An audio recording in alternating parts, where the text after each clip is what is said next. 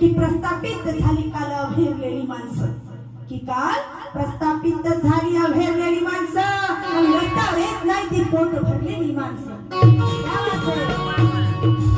की प्रस्थापित झाली काल अभेरलेली माणसं आणि रस्त्यावर येत नाही ती पोट भरलेली माणसं.